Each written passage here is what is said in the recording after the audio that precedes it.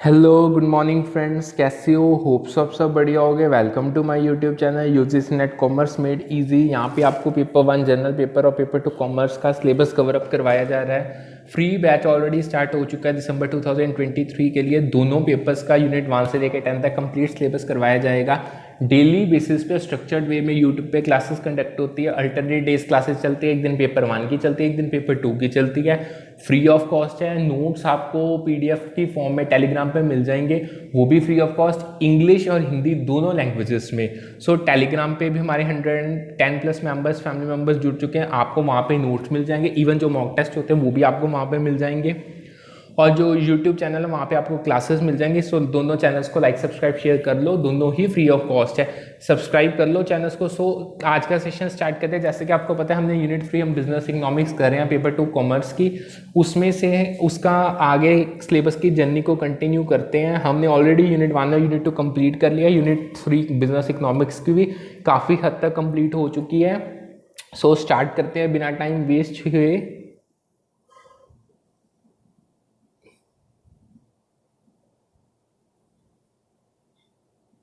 सो approx आज हमने production functions करने हैं। सो यहाँ से हमने करना है, ये तो इलास्टिसिटी आ गया, ये हमने कर लिया था। हाँ, यहाँ से करना है। सो स्टार्ट करते हैं। आज का जो हमारा पहला टॉपिक है वो है constant elasticity of substitution production function, यानी सीईएस का प्रोडक्शन फंक्शन। देखो, जो आपका सीईएस यानी constant elasticity of substitution production function है ना, इसमें ना स्केल पैरामीटर्स होते हैं।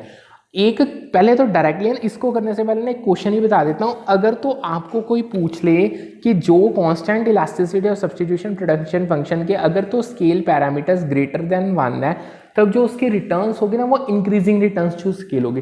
देखिए, हम जब इकोनॉमिक्स करते हैं, हमने कितने ही प्रोडक्शन फंक्शंस किए हैं, उसमें रिटर्न्स आते होते हैं ना, increasing returns, constant returns and decreasing returns. Same way में जो आपका सीईएस है यानी constant elasticity of substitution production function है, इसमें भी स्केल पैरामीटर्स आते हैं। इसमें भी 3 रिटर्न्स होते हैं, इंक्रीजिंग, डिक्रीजिंग और कांस्टेंट। सो पेपर में सबसे ज़्यादा इंक्रीजिंग रिटर्न्स का मतलब क्वेश्चन आता है। सो अगर तो आपके constant elasticity of substitution production function के स्केल पैरामीटर्स ग्रेटर देन 1 है, यानी आर ग्रेटर देन 1 है, तो इंक्रीजिंग रिटर्न्स टू स्केल तब हो रही है। अब जो ये है, अब डिटेल में चलते हैं। देखो, जो हमारा सीईएस है, जो सीईएस का प्रोडक्शन फंक्शन है, ये ना एक मैथमेटिकल रिप्रेजेंटेशन है। जैसे नॉर्मल हर प्रोडक्शन यानी हर फंक्शन एक मैथमेटिकल रिप्रेजेंटेशन होता है ना, सेम तरीके से ये भी एक मैथमेटिकल रिप्रेजेंटेशन। अब ये है किसकी? देखो, जो आपकी रिलेशनशिप इनपुट्स यानी जो आपके फैक्टर्स ऑफ प्रोडक्शन एंड जो आउटपुट है प्रोडक्शन प्रोसेस में, जो उसकी रिलेशनशिप है, उसकी ये मैथमेटिकल रिप्रेजेंटेशन है। यानी इन शॉर्ट, जब आप इनपुट्स डालते हो, इनपुट से आउटपुट बनता है, उन दोनों में जो रिलेशनशिप है, जब हम उसको मैथमेटिकली एक्सप्रेस करते हैं तो वो हो जाता है हमारा सीईएस प्रोडक्शन फंक्शन। यानी इनपुट हमारे फैक्टर्स ऑफ प्रोडक्शन हो गए, जैसे land, labour, capital and turnover, और आउटपुट जो बन के निकलेगा। सो इसकी जो मेन कैरेक्टरिस्टिक्स है ये है कि जो हमारी कांस्टेंट, जो हमारी इलास्टिसिटी ऑफ सब्स्टिट्यूशन है वो कांस्टेंट है इनपुट्स के बीच में। मतलब इसकी यही जो आपका सीईएस प्रोडक्शन फंक्शन है, उसकी मेन कैरेक्टरिस्टिक है ही ये कि हमारी इनपुट्स के बीच में कांस्टेंट इलास्टिसिटी ऑफ सब्स्टिट्यूशन रहेगी। ठीक है, यानी जो हमारा सीईएस प्रोडक्शन फंक्शन है, इसमें जो स्केल पैरामीटर्स आएंगे, यानी जो आर है, जिसको मैंने स्टार्टिंग में बताया था, वो डिटरमाइन करेगा कि डिग्री कितनी है सब्स्टिट्यूटेबिलिटी और कॉम्प्लीमेंटैरिटी की इनपुट्स के बीच में। मतलब जो इनपुट्स आप यूज कर रहे हो वो उनके बीच में जो सब्स्टिट्यूटेबिलिटी या कॉम्प्लीमेंटैरिटी है वो कितनी है, ये हम स्केल पैरामीटर्स बताएंगे, जिसको हम आर से डिनोट करते हैं। यानी अगर तो आर ग्रेटर देन 1 होगा तो ये इंडिकेट ये करेगा कि जो इनपुट्स है ना वो हाईली सब्स्टिट्यूटेबल है, मतलब उनमें सब्स्टिट्यूटेबिलिटी की डिग्री बहुत ज़्यादा है आपस में। यानी अगर मैं आपको इस चीज़ को रिटर्न्स टू स्केल के कॉन्टेक्स्ट में बताऊं, तो जो फिर अगर तो हम इस सारी चीज़ को रिटर्न्स टू स्केल के कॉन्टेक्स्ट में देखें तो स्केल पैरामीटर्स बड़ा इंपॉर्टेंट रोल प्ले करते हैं। क्योंकि जो रिटर्न टू स्केल है उसका पहले तो उसका मतलब समझो। देखो, रिटर्न टू स्केल का सिंपल मतलब होता है जो रिलेशनशिप है जब एक प्रोपोर्शनल इंक्रीज हो रहा है सभी इनपुट्स में, और उसके कारण आउटपुट कितने इंक्रीज हो रहा है। मतलब सिंपल ये मैं समझाता हूँ। यानी रिटर्न्स टू स्केल सिर्फ इतना बताते हैं कि अगर सारे इनपुट्स जो आप प्रोडक्शन में यूज कर रहे हो उनमें अगर प्रोपोर्शनेटली इंक्रीज हो रहा है, उस प्रोपोर्शनेट इंक्रीज के कारण जो उनसे आउटपुट बन रहा है उसमें कितना इंक्रीज हो रहा है, ये हमें रिटर्न्स टू स्केल बताता है। ठीक है, ये रिटर्न्स टू स्केल का मतलब है। और रिटर्न्स टू स्केल के कॉन्टेक्स्ट में स्केल पैरामीटर्स बड़े क्रूशियल रोल प्ले करते हैं। जो स्केल पैरामीटर अगर तो ग्रेटर देन 1 होगा तो ये इंक्रीजिंग रिटर्न्स टू स्केल होगा, जिसका क्वेश्चन पेपर में पूछो मत कितनी बार आया है। इंक्रीजिंग रिटर्न टू स्केल अब होगा क्या? देखो, इंक्रीजिंग रिटर्न टू स्केल का मतलब ये है कि जो आप प्रोपोर्शनेट जो इंक्रीज हो रहा है, जितने भी इनपुट्स यूज कर रहे हो आप प्रोडक्शन में, जो उसके इंक्रीज होने के साथ जो आउटपुट में इंक्रीज हो रहा है ना, वो उसके इंक्रीज से ज्यादा है। सिंपल वे में समझाता हूं, अगर मान लो फॉर एग्जाम्पल जो हमारे इनपुट्स का प्रोपोर्शनेट इंक्रीज है वो अगर 20% से हो रहा है, तो जो हमारा आउटपुट इंक्रीज हो रहा है ना, इनपुट के इंक्रीज होने के कारण वो 50% हो रहा है, मतलब उससे ज्यादा हो रहा है। ठीक है, ये होती है इंक्रीजिंग रिटर्न्स टू स्केल। अगर मैं सिंपल वर्ड्स में बताऊं तो जब स्केल ऑफ प्रोडक्शन यानी आपका स्केल है जो प्रोडक्शन का वो एक्सपैंड करता है, तो आउटपुट इंक्रीज होगा एक हायर रेट पे, मतलब आउटपुट इंक्रीज होने का रेट इंक्रीज हो जाएगा। सो ये हमें ना कहीं इकोनॉमिक्स ऑफ स्केल में बताता है, मतलब ये चीज इकोनॉमिक्स ऑफ स्केल को रिप्रेजेंट करती है और सजेस्ट करती है कि जो प्रोडक्शन प्रोसेस है ना वो बहुत ज्यादा एफिशिएंट और कॉस्ट इफेक्टिव है, तभी आपका स्केल ऑफ ऑपरेशन ग्रो हो रहा है। यानी अगर आपका प्रोडक्शन प्रोसेस एफिशिएंट ना होता और यानी आप इवन कॉस्ट इफेक्टिव ना होता तो कभी भी आपको इतना अच्छा आउटपुट मिलना ही नहीं था। तो ये था सीईएस प्रोडक्शन फंक्शन। अब आगे बढ़ते हैं, आगे हमारे पास आता है कॉब डगलस प्रोडक्शन फंक्शन, जो इसके सेम लेवल पे इंपॉर्टेंस का टॉपिक है, जो पेपर में बहुत बार आया। सो इसको करते हैं। अब जो कॉब डगलस प्रोडक्शन फंक्शन है, सेम उसका जो फॉर्मूला वो है Q इज इक्वल टू ए के की पावर ए एल की पावर बी। यानी आपकी स्क्रीन में आप एक बार यहाँ पे देख भी सकते हो कॉब डगलस प्रोडक्शन फंक्शन को किस तरीके से मैथमेटिकली रिप्रेजेंट किया जाता है। इसमें जो Q है वो आउटपुट को रिप्रेजेंट करता है, जो K है वो कैपिटल रिप्रेजेंट करता है, यानी हम प्रोडक्शन प्रोसेस में कैपिटल कितनी इन्वेस्ट कर रहे हैं। L लेबर को रिप्रेजेंट करता है, A जो है वो कांस्टेंट है, और जो A और B है वो आउटपुट इलास्टिसिटीज हैं कैपिटल और लेबर की, यानी दोनों इनपुट्स हैं, कैपिटल भी इनपुट है लेबर भी इनपुट है, सो दोनों की आउटपुट इलास्टिसिटीज हैं। सो जो अंडरलाइंग रिटर्न टू स्केल है, यानी जो जैसे हमारे सीईएस प्रोडक्शन फंक्शन में रिटर्न्स टू स्केल थी ना, सेम वे में कॉब डगलस प्रोडक्शन फंक्शन में भी रिटर्न्स टू स्केल है, इंक्रीजिंग, कांस्टेंट और डिक्रीजिंग। अब जो आपके अंडरलाइंग रिटर्न टू स्केल है वो उसको कौन डिटरमाइन करता है? उसको डिटरमाइन करेंगे जो ए एंड बी है, यानी जो हमारी आउटपुट इलास्टिसिटी है ना, उनका दोनों का टोटल रिटर्न्स टू स्केल को इंडिकेट करेगा। यानी ए प्लस बी या तो वो बराबर होगा 1 के, या 1 से ग्रेटर होगा, या 1 से कम होगा।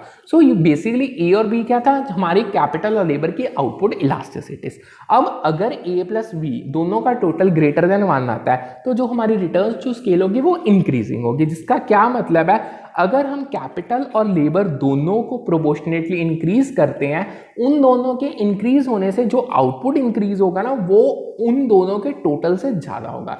अगर मान लो मैंने कैपिटल और लेबर दोनों 20% से इंक्रीज किए हैं तो मेरा जो आउटपुट बढ़ा होगा वो 50% से बढ़ा होगा। ये होती है जब इंक्रीजिंग रिटर्न्स टू स्केल हो। सिंपल वर्ड में मैं बताऊं तो जब आप डबल कर देते हो इनपुट्स को, उससे डबलिंग आउटपुट निकलता है। इन शॉर्ट, अगर मैंने, मतलब समझो ध्यान से, मैंने अगर अपने इनपुट को डबल कर दिया, आउटपुट डबल से भी ज्यादा निकलेगा। ये होती है इंक्रीजिंग रिटर्न्स टू स्केल। ठीक है, अब वो क्या कह रहे हैं, देखो जो एक लॉन्ग टर्म प्रोडक्शन फंक्शन है वो रिप्रेजेंट करता है रिलेशनशिप क्वांटिटी ऑफ आउटपुट और combination of inputs used in production over N extended period of time. एक नॉर्मल शॉर्ट टर्म का प्रोडक्शन फंक्शन होता है, एक लॉन्ग रन का होता है। यानी जो लॉन्ग टर्म प्रोडक्शन फंक्शन है वो बहुत डिटेल में बहुत लंबे टाइम पीरियड पे एक्सटेंड होकर बताता है कि जो आप इनपुट्स यूज कर रहे हो उस इनपुट से आपका आउटपुट कितना निकल रहा है। यानी जो आपका इनपुट्स का कॉम्बिनेशन है और जो क्वांटिटी ऑफ आउटपुट वो निकल रही है उस कॉम्बिनेशन का यूज करके, उसके रिलेशनशिप को एक लॉन्ग टर्म प्रोडक्शन फंक्शन बहुत अच्छे से डिपिक्ट करता है। यानी वो रिफ्लेक्ट करता है कि फर्म की कितनी अच्छी एबिलिटी है कि वो अपने इनपुट्स को एडजस्ट कर सकती है जैसे लेबर वो एडजस्ट कर सकती है, कैपिटल एडजस्ट कर सकती है in response to changes in production level. मतलब सिंपल वे में प्रोडक्शन लेवल्स को चेंज करने के लिए फर्म के पास अच्छी काबिलियत है, अच्छी उसकी एबिलिटी है कि वो अपने कैपिटल और लेबर के इनपुट्स को एडजस्ट कर सकती है। अब जो मैंने आपको अभी कॉब डगलस प्रोडक्शन फंक्शन बताया, जो ये मैथमेटिकली जो इसको रिप्रेजेंट किया, ये एक तरीके से लॉन्ग टर्म प्रोडक्शन फंक्शन है जो लेबर और कैपिटल एज अ दोनों के कॉम्बिनेशन को इंक्लूड करता है आउटपुट को स्टडी करने के लिए। इसमें जो ए और बी के पैरामीटर्स हैं यानी वो रिप्रेजेंट करते हैं इलास्टिसिटी ऑफ आउटपुट। अब इलास्टिसिटी ऑफ आउटपुट को तो रिप्रेजेंट करते हैं बट किसके कॉन्टेक्स्ट में, लेबर और कैपिटल के कॉन्टेक्स्ट में। सो ये प्रोडक्शन फंक्शन अलाउ करता है फ्लेक्सिबिलिटी कि हम कैपिटल और लेबर को एडजस्ट कर सकते हैं, यानी वो तुम्हारे दोनों इनपुट्स हैं, हम उनको एडजस्ट करके different levels of output achieve कर सकते हैं जो हमें डिजायरेबल है। यानी फर्म जितना आउटपुट डिजायर करते हैं वो अपने इनपुट्स को उस बेसिस पे मोल्ड करके या एडजस्ट करके इतने लेवल पे लॉन्ग रन में रन कर सकती है, वो अपने आउटपुट जो डिजायरेबल है उनको अचीव कर सकती है। ठीक है, अब जो ये कॉब डगलस प्रोडक्शन फंक्शन है इसको कॉमनली यूज किया जाता है रिलेशनशिप को डिस्क्राइब करने के लिए जो इनपुट और आउटपुट में होते हैं एक इकोनॉमी में। यानी बेसिकली इनपुट दो ही है, कैपिटल और लेबर, और जो उनके कॉम्बिनेशन से जो आउटपुट निकल रहा है उन दोनों चीजों को जो रिलेशनशिप बन गया उसको डिस्क्राइब करने के लिए कॉब डगलस प्रोडक्शन यूज किया जाता है। अब मैथमेटिकली आपने देखी आपकी स्क्रीन पर, आप चेक कर सकते हो, यानी यहाँ पे जो क्यू है वो आउटपुट है एंड ए है जो एक कांस्टेंट फैक्टर है जो एक टोटल फैक्टर प्रोडक्टिविटी रिप्रेजेंट कर रहा है। मतलब कि जो ए को कांस्टेंट फैक्टर को लेने का कारण ही ये है कि यानी जितने भी आप फैक्टर्स यूज कर रहे हो ना, जो उसकी टोटल फैक्टर प्रोडक्टिविटी मतलब टोटल फैक्टर्स की प्रोडक्टिविटी वो कांस्टेंट होगी। ठीक है, के कैपिटल को डिनोट करता है, एल लेबर को करता है, ए और बी आउटपुट इलास्टिसिटी है कैपिटल और लेबर की। ये सब कुछ मैं आपको बता चुका हूँ। सो बस एक चीज याद रखना, इसमें जब जैसे नॉर्मल तो हम एक पैरामीटर लेते हैं ना, कॉब डगलस प्रोडक्शन फंक्शन में दो पैरामीटर्स लिए जाते हैं, ए प्लस बी। अगर उनका टोटल ग्रेटर देन 1 होगा तो इंक्रीजिंग रिटर्न्स टू स्केल होगा, इक्वल टू 1 होगा तो कांस्टेंट रिटर्न्स टू स्केल होगा, लेस देन 1 होगा तो डिक्रीजिंग रिटर्न्स टू स्केल होगी। ठीक है, सो ये चीज हमने कर ली। अब जो कॉब डगलस प्रोडक्शन फंक्शन है ये ना एक वाइडली यूज्ड इकोनॉमिक मॉडल है, बहुत ज्यादा यूज किया जाता है इसको रियल लाइफ प्रैक्टिकल सिचुएशन में, क्योंकि ये रिप्रेजेंट करता है प्रोडक्शन रिलेशनशिप्स एक्सपोनेंट ए अल्फा और बीटा में जो आउटपुट इलास्टिसिटी है कैपिटल और लेबर की।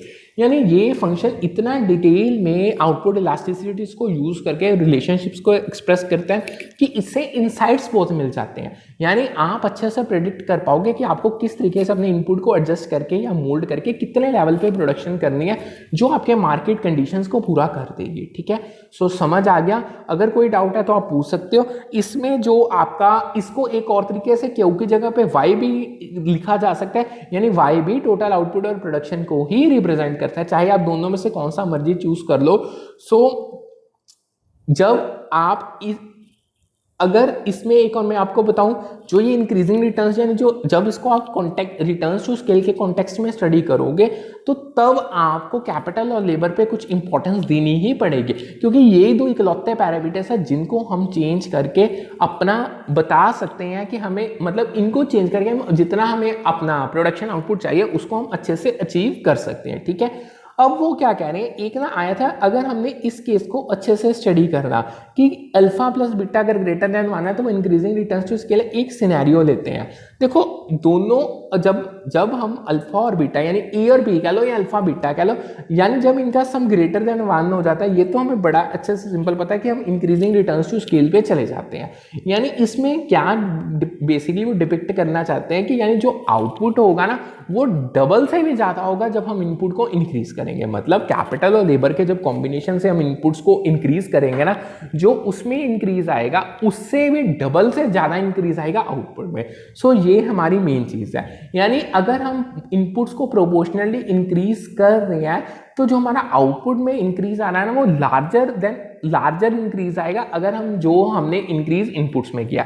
अगर मान लो हमने 10% इंक्रीज इनपुट्स में किया है तो 10 से डबल 20 हो गया, 20 से भी ज्यादा यानी नियर अबाउट 30-40 जितना होगा वो उतना हमारे आउटपुट में इंक्रीज आएगा अगर हम इंक्रीजिंग रिटर्न्स टू स्केल में ऑपरेट करें। यानी ये चीज सजेस्ट करती है कि जो स्केल ऑफ प्रोडक्शन है वो एक्सपैंड हो रहा है हम पोटेंशियल इकोनॉमिक्स ऑफ स्केल्स में जा रहे हैं, मतलब हमें ऑप्टिमम आउटपुट मिल रहा है, कॉस्ट इफेक्टिव वे में हम काम कर रहे हैं, हमें इकोनॉमिक्स ऑफ स्केल्स के बेनिफिट अचीव हो रहे हैं, हमारा स्केल ऑफ प्रोडक्शन एक्सपेंड हो रहा है। जैसे एक तो इससे इंप्रूव्ड, ये चीज़ें कब होती हैं, जब इंप्रूव्ड स्पेशलाइजेशन हो जाए, मतलब जो बंदे एक बार चीज़ रिपीट कर रहे हो, रिपीट यानी आप एक ही चीज़ पे कैपिटल और लेबर ला रहे हो, यानी उसमें आपकी स्पेशलाइजेशन हो जाएगी, वेस्टेज कम हो जाएगी, कॉस्ट इफेक्टिवनेस बढ़ जाएगी, एफिशिएंसी इंक्रीज हो जाएगी, रिसोर्सेज की जो यूटिलाइजेशन है वो ऑप्टिमम हो जाएगी, यानी बेटर यूटिलाइजेशन, हमारी जो रिसोर्सेज की वेस्टेज है वो बिल्कुल ही खत्म हो जाएगी। इससे एट द एंड क्या होगा, जो आउटपुट हम अचीव करेंगे वो बहुत अच्छा होगा, बहुत हायर लेवल पे होगा, ठीक है। इसकी इन शॉर्ट अगर मैं बताऊं तो 3 रिटर्न्स है, वैसे मैंने आपको पहले भी बता दिया।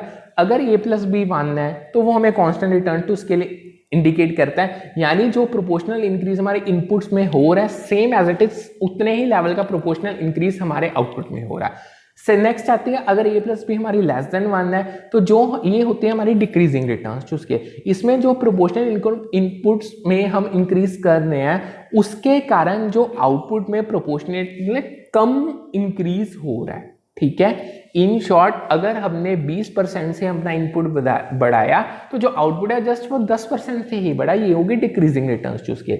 नेक्स्ट हमारी आती है जब a+b ग्रेटर देन 1, इसमें ये इंक्रीजिंग रिटर्न्स चूज किया, ये मैंने आपको बहुत डिटेल में एक्सप्लेन कर दिया। इसमें जो प्रोपोर्शनल इंक्रीज हो रहा है इनपुट में उससे डबल से भी ज्यादा इंक्रीज आउटपुट में हो रहा है, सो ये होगी इंक्रीजिंग रिटर्न्स चूज किए। अब उन्होंने एक पेपर में क्वेश्चन डाला था, वो कह रहे थे, उन्होंने कॉब डगलस का एक प्रोडक्शन फंक्शन आपको दिया था न्यूमेरिकल टर्म्स में, अगर आप चेक कर लो तो वो था Q = 10 K 0.6 L 0.8। अब अगर आप 0.6 और 0.8 का प्लस करो, यानी जो कि a और b है, सो इनका जो टोटल है वो 1.4 आता है। सो जो ये फंक्शन उन्होंने पूछा था, आपको ऑप्शन दी थी कौन सी रिटर्न्स टू स्केल को इंडिकेट करता है, सो इसका टोटल 1 से ऊपर चल गया, सो ये इंक्रीजिंग रिटर्न्स टू स्केल को इंडिकेट करेगा। सो जो हमारे इसमें 0.6 और 0.8 है वो जो हमारी आउटपुट इलास्टिसिटी है कैपिटल और लेबर की, उसको रिप्रेजेंट करता है। सो इन शॉर्ट जो हमारे K और L है वो हमारी कैपिटल लेबर वो इनपुट्स हैं, उनकी आउटपुट इलास्टिसिटी हमें दी हुई है, उनका प्लस करो, अगर ग्रेटर देन 1 है तो वो इंक्रीजिंग रिटर्न्स टू स्केल होगा। यानी जो अब जब हम अपने कैपिटल और लेबर के दोनों के कॉम्बिनेशन को इंक्रीज करेंगे प्रोपोर्शनेटली, जो हमारा आउटपुट उससे इंक्रीज होगा, डबल से भी ज्यादा इंक्रीज होगा, वो ही इंक्रीजिंग रिटर्न्स टू स्केल कहलाता है, ठीक है। अब यहाँ पे एक और इंपॉर्टेंट टॉपिक आता है, वो आता है कि आप कुछ स्टेप्स आते हैं, steps to forecast demand for a product systematically and scientifically. अब डिमांड फंक्शंस अगर यूज किए जाते हैं तो वो ना फोरकास्टिंग के लिए भी यूज किए जाते हैं। उन्होंने पेपर में क्वेश्चन डाला था, मतलब एक टॉपिक है बहुत इंपॉर्टेंट, कि अगर आप अपनी डिमांड को फोरकास्ट करना चाहते हो, अपने प्रोडक्ट की डिमांड को सिस्टमैटिकली और साइंटिफिकली, उसके प्रोसेस के स्टेप्स बताओ। यानी उन्होंने आपको जम्बल्ड वे में कर दिया था, उन्होंने कहा इसको आप सीक्वेंस में करके बताओ। तो सबसे पहले होता है कि आपको ऑब्जेक्टिव्स को स्पेसिफाई करना पड़ेगा, मतलब आपको क्लियरली डिफाइन करना पड़ेगा कि आपके डिमांड फोरकास्टिंग का प्रोसेस जो आप करने जा रहे हो उसके ऑब्जेक्टिव्स क्या, उसके लक्ष्य क्या, क्यों आप ये प्रोसेस करना चाह रहे हो। मतलब अगर आप डिमांड फोरकास्ट करने जा रहे हो तो आपके दिमाग में चल क्या रहा है कि ये चीज करनी क्यों है। कई क्यों करते हैं, अपनी फ्यूचर सेल्स को प्रेडिक्ट करने के लिए या अपनी प्रोडक्शन रिक्वायरमेंट्स को पूरा करने, डिटरमाइन करने, मतलब 2 ही मेजर कारण है। डिमांड फोरकास्टिंग या तो इसलिए की जाती है कि आपको सेल्स पता चल सके आपके प्रोडक्ट फ्यूचर में आने वाले टाइम में कितना बिकेगा। देखो जितना ज़्यादा प्रोडक्ट बिकेगा उतना आपको रेवेन्यू होगा, यानी उतना आपको प्रॉफिट होगा, उतना आप अपनी ग्रोथ और एक्सपेंशन कर पाओगे। एक तो ये चीज़ के लिए डिमांड फोरकास्टिंग की जाती है। दूसरा हमारी प्रोडक्शन रिक्वायरमेंट्स, यानी आपको ये भी पता लगाया जाता है डिमांड फोरकास्टिंग के कारण कि आपको अपनी प्रोडक्शन को बढ़ाने की ज़रूरत तो नहीं है, मतलब कि अगर आपके फ्यूचर में प्रोडक्ट्स की ज़्यादा सेल होने वाली है तो फिर आपको डैम श्योर प्रोडक्शन कैपेसिटी बढ़ानी पड़ेगी। अगर आपको लगता है कि मतलब जब डिटरमाइनिंग करते हो, मतलब डिटर्मिनेशन करते हो कि अगर आपको लगता है कि भाई प्रोडक्शन में तो सेल्स बहुत कम होने वाली है, तो फिर आपका जो आपने आउटपुट बना लिया वो ज़्यादा, वो वेस्ट हो जाएगा, उसको भी रिड्यूस किया जा सकता है। सेकेंड स्टेप आता है डिटरमाइनिंग द टाइम पर्सपेक्टिव, यानी आप डिटरमाइन करते हो टाइम पीरियड जिसके लिए आपको डिमांड फोरकास्ट की नीड है, मतलब कौन से टाइम पीरियड के लिए आपने डिमांड फोरकास्ट करनी है। अब वो शॉर्ट टर्म के लिए होगी, मीडियम के लिए होगी या लॉन्ग टर्म के लिए। देखो कई बार तो 1-2 महीने मतलब बहुत शॉर्ट टर्म के लिए भी डिमांड देखी जाती है कि इन महीनों में डिमांड कैसी होगी, कई बार मीडियम टर्म के लिए, कई बार आगे सालों साल देखी जाती है कि हमारे अगले आने वाले फ्यूचर ईयर्स में जो अनप्रेडिक्टेबल है उसमें हमारे प्रोडक्ट की डिमांड कितनी होगी। थर्ड स्टेप आता है making choice of method for demand forecasting. अब देखो डिमांड फोरकास्टिंग के आपने मेथड्स पढ़े हुए हैं, बहुत सारे मेथड, आपने मेथड चूज कौन सा करना है। हमने पहले ऑब्जेक्टिव्स भी स्पेसिफाई कर लिया, हमने टाइम पीरियड भी सोच लिया भाई इस टाइम पीरियड के लिए हमने डिमांड को फोरकास्ट करना है। अब आप मेथड चूज करोगे कि कौन से मेथड को फॉलो करके डिमांड फोरकास्टिंग करनी है। अब जो हम अप्रोप्रिएट मेथड या टेक्निक डिमांड फोरकास्टिंग की यूज कर लेंगे। अब जो ये आप मेथड चूज करोगे ना, ये इसके भी बेसिस अलग अलग है, मतलब कई फैक्टर्स हैं जो अफेक्ट करते हैं कि आप कौन से मेथड के साथ जाओगे। जैसे कि आपके पास डाटा कितना अवेलेबल है, कई मेथड्स हैं टेक्निक्स ऐसी जिसमें डाटा रिक्वायरमेंट बहुत ज़्यादा है, माइट भी आपके पास उतनी डाटा रिक्वायरमेंट फुलफिल हो ही ना पाए, सो आप उस मेथड को नहीं यूज कर सकते। आपको एक्यूरेसी कितनी चाहिए, मतलब आप एरर्स को, अगर एरर्स राइज हो रहे हैं वो आपके लिए हार्मफुल होंगे या कुछ नहीं, आप उनको एडजस्ट कर पाओगे, यानी एक्यूरेसी कितने हद तक चाहिए, या आपके प्रोडक्ट की नेचर कैसी है। यानी इन शॉर्ट ये तो मैंने आपको 3 फैक्टर्स बताए ना, ये लिस्ट एग्जॉस्टिव नहीं है, ये बहुत सारे फैक्टर्स होते हैं जिनको आपको दिमाग में रख के डिमांड फोरकास्टिंग के मेथड को चूज करना पड़ता है। नेक्स्ट आता है collection of data and data adjustment. अब आप जितना आपका रेलिवेंट डाटा है फैक्टर्स के रिगार्डिंग जो डिमांड को इन्फ्लुएंस कर रही है उसको आप कलेक्ट करना स्टार्ट करोगे। देखो डिमांड को इन्फ्लुएंस करना, एक डिमांड जो इन्फ्लुएंस होती है ना उसके पीछे बहुत सारे फैक्टर्स होते हैं, यानी इतने फैक्टर्स हैं, वो अलग अलग बंदे, कंज्यूमर्स के अपने फैक्टर्स हैं, मार्केट के अपने फैक्टर्स हैं, प्रोड्यूसर के अपने फैक्टर्स हैं, वो सारे ना डिमांड पे इन्फ्लुएंस डालें, उनको आपको उनके रिगार्डिंग आपको डाटा कलेक्ट करना पड़ेगा। माइट भी हिस्टोरिकल सेल्स डाटा आपको चाहिए, यानी आपने पिछले सालों में कैसी सेल्स की उसके रिगार्डिंग डाटा चाहिए आपको, मार्केट के ट्रेंड्स कैसे हैं, मार्केट चल कैसे रही है, डिप्रेशन में है, रिसेशन में है, इन्फ्लेशन है या डिफ्लेशन है, कस्टमर किस चीज़ को प्रेफरेंस कर रहा है, माइट भी आपके प्रोडक्ट की प्रेफरेंस कस्टमर कर ही ना रहा हो, और इवन कई एक्सटर्नल फैक्टर्स भी होते हैं। सो जितने भी आपके पास पॉसिबल है आप डाटा गैदर करो, जितने फैक्टर्स जो इन्फ्लुएंस करें डिमांड को उनके रिगार्डिंग। उसके बाद एडजस्ट किया जाता है डाटा को, अगर ज़रूरत पड़े ताजो हम आउटलायर्स और एनॉमलीज को कंसिडर कर पाए, मतलब डाटा एरर्स को लेकर एडजस्ट किया जाता है। ठीक है, लास्ट स्टेप इसमें आता है हम एस्टिमेट करते हैं और इंटरप्रेट करते हैं रिजल्ट को। Estimation and interpretation of result, यानी जब हमने अब अप्लाई करेंगे, हमने जो डिमांड फोरकास्टिंग का मेथड चूज किया था ना कि हमने इसके थ्रू डिमांड फोरकास्टिंग करनी है, डाटा भी हमारा पिछले स्टेप में आ गया, अब हम उस मेथड को अप्लाई करेंगे जो हमने कलेक्टेड डाटा किया, मतलब जो डाटा हमने कलेक्ट किया था ना रिलेटेड टू डिफरेंट फैक्टर्स जो डिमांड में इन्फ्लुएंस कर रहे हैं, उस पर हम डिमांड फोरकास्टिंग का मेथड अप्लाई करेंगे, डाटा को एडजस्ट करेंगे ताकि हमें फोरकास्ट मिल सके, हमें इनसाइट्स मिल सके कि हमारी फ्यूचर में डिमांड बढ़ रही है या कम हो रही है, यानी कोई स्पेसिफिक एरिया हमें बेनिफिट लाएगा या नहीं लाएगा। यानी डिमांड फोरकास्टिंग अकेली जरूरी नहीं हमें पूरी मार्केट के लिए करनी है, माइट भी आप सेगमेंट के लिए कर लो, कोई मतलब एक एरिया के लिए कर लो, माइट भी आप पूरी स्टेट के लिए कर लो, ये आप पे डिपेंड करता है। ठीक है, सो जो आपके पास डिमांड फोरकास्टिंग के बाद जो आपके पास रिजल्ट्स आएंगे आप उनको इंटरप्रेट करोगे और उनकी इंप्लीकेशंस क्या पड़ेंगे आपकी डिसीजन मेकिंग के, उसको आप एनालाइज करोगे। क्योंकि देखो अगर तो आपने डिमांड फोरकास्टिंग की है, इतना लंबा चौड़ा प्रोसेस फॉलो किया, आपने डाटा गैदर किया, आपके पास रिजल्ट्स आए, तो ऑब्वियस की बात है ना आप उन रिजल्ट्स को यूज करोगे जब आपने डिसीजन मेकिंग करनी है। अगर आपने उन रिजल्ट्स को यूज ही नहीं किया तो डिसीजन मेकिंग करने में तो फिर डाटा फोरकास्टिंग का फायदा ही क्या हुआ। ठीक है, समझ आ गया आपको। अब आगे बढ़ते हैं, वो क्या कह रहे हैं, इन अ कॉम्पिला एक लाइन है वो समझो, in a competitive and profit maximising firm the demand for labour is determined by the value of marginal productivity of labour. देखो जो फर्म्स हाईली कॉम्पिटिटिव होते हैं, यानी जिनका कॉम्पिटिशन बड़ा इंटेंस है दूसरी फर्म्स के साथ, और उनका जो मेन मुद्दा वो यही है कि उन्होंने प्रॉफिट मैक्सिमाइज करना है, तो जब देखो लेबर बीइंग एक बहुत इंपॉर्टेंट इनपुट है आउटपुट प्रोड्यूस करने के लिए, जो डिमांड है लेबर के लिए वो डिटरमाइन करती है जो लेबर की मार्जिनल प्रोडक्ट है, यानी MP of labour he determine करता है डिमांड लेबर की एक कॉम्पिटिटिव और प्रॉफिट मैक्सिमाइजिंग फर्म में। अब जो वैल्यू ऑफ मार्जिनल प्रोडक्ट है लेबर का, वो रिप्रेजेंट करता है जो एडिशनल रेवेन्यू फर्म जनरेट करेगी अगर वो एक यूनिट ऑफ लेबर इंप्लॉय करते हैं।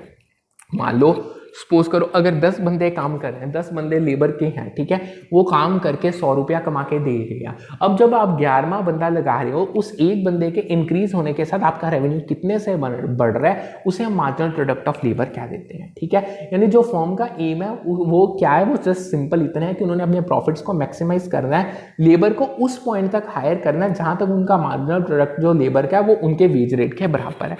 मतलब सिंपल भाषा में बताऊं, देखो लेबर को वेजेस देनी पड़ेगी, उनका एक रेट होगा, जब तक आपका मार्जिनल प्रोडक्ट आपके वेज रेट के बराबर नहीं होता तब तक आप लेबर हायर कर सकते हो, तब तक आप बेनिफिट में ही रहोगे, प्रॉफिट मैक्सिमाइज ही करते रहोगे। अगर आपका जो वैल्यू है मार्जिनल प्रोडक्ट की वो हायर होगी वेज रेट से, तब जब आप एडिशनल लेबर हायर करोगे उससे आपका फर्म का रेवेन्यू बढ़ेगा ही, क्योंकि जो रेवेन्यू है ना वो ज्यादा होगा कि जो आप एडिशनल वर्कर को कॉस्ट यानी इन उसकी वेज रेट के रूप में जो उसको कॉस्ट बियर कर रहे हो उससे ज्यादा होगा। सो इन शॉर्ट इससे आपके प्रॉफिट्स बढ़ेंगे, कम नहीं होंगे। मतलब इन शॉर्ट अगर मैं आपको सिंपल वे में बताऊं तो अगर एग्जांपल के थ्रू बताता हूं, अगर आपका वेज रेट है मान लो 50 रुपीज पर वर्कर और जो आपने एडिशनल बंदा हायर किया वो आपको 80 रुपए जनरेट करके दे रहा है, यानी 80 रुपए वो आपको बना के दे रहा है, 50 आप उसको दे रहे हो, तो अभी भी 30 आपको ही फायदा हो रहा है। सो ये था फर्स्ट चीज। और दूसरे हाथ अगर आपका लेबर का मार्जिनल प्रोडक्ट कम हो जाता है आपके वेज रेट से, तब आपके लिए एडिशनल लेबर को हायर करना कॉस्टली पड़ेगा, आप नुकसान में चले जाओगे, आपके रेवेन्यू जनरेट होने के बजाय कम होने स्टार्ट हो जाएंगे, यानी आपकी जो डिमांड है लेबर की वो रिड्यूस हो जाए। क्यों? देखो मान लो अगर आपका एडिशनल लेबर हायर करने से आपको 50 रुपया वेज रेट देना पड़ रहा है, बट जो वो एडिशनल बंदा आपने हायर किया जो आपको वो रेवेन्यू जनरेट करके दे रहा है वो अब 30 का दे रहा है, मतलब 50 आप उसको पे कर रहे हो, 30 वो आपको कमा के दे रहा है, यानी 20 आपकी पॉकेट से जाएंगे, प्रॉफिट बढ़ नहीं रहा, रेवेन्यू बढ़ नहीं रहा, वो तो रिड्यूस हो गया। सो इस पॉइंट पे आपकी डिमांड लेबर की बिल्कुल खत्म हो जाएगी। सो इन शॉर्ट अगर मैं आपको बताऊं तो जो बेस्ट फर्म्स हैं वो लेबर के मार्जिनल प्रोडक्ट को स्टडी करते हैं, अगर तो मार्जिनल प्रोडक्ट वेज रेट से ऊपर है वो हायर करते जाएंगे, क्योंकि उनके प्रॉफिट्स और रेवेन्यू बढ़ते जाएंगे उस सिचुएशन में। जब wage rate market product of labour के बराबर हो जाएगा तब हायरिंग बंद हो जाएगी, क्योंकि उसके बियॉन्ड अगर वो जाते हैं तो लेबर उनको बेनिफिट नहीं देगी, उनको नुकसान ही मिलेगा, रेवेन्यू इंक्रीज नहीं होंगे, जब बल्कि प्रॉफिट्स डिक्रीज होना स्टार्ट हो जाएंगे। सो ये था आज के सेशन का लास्ट टॉपिक। होप सो आपको ये दोनों प्रोडक्शन फंक्शन बड़ी डिटेल में अच्छे से समझ आ गए होंगे। पीडीएफ्स आपको इसके टेलीग्राम चैनल पे मिल जाएंगी, इंग्लिश और हिंदी दोनों लैंग्वेजेस में। पहले आप यूट्यूब पे वीडियोस देखो, उस सेशंस अच्छे से देखो, टॉपिक्स को समझो, फिर पीडीएफ से गो थ्रू, और रेस्ट जो मॉक टेस्ट है वो टेलीग्राम पे जरूर सॉल्व करो, बहुत अच्छी आपकी प्रैक्टिस हो जाएगी। सो करते हैं आज का सेशन वाइंड अप, फिर मिलते हैं with a new session, new set of topics. Good afternoon, have a nice day ahead.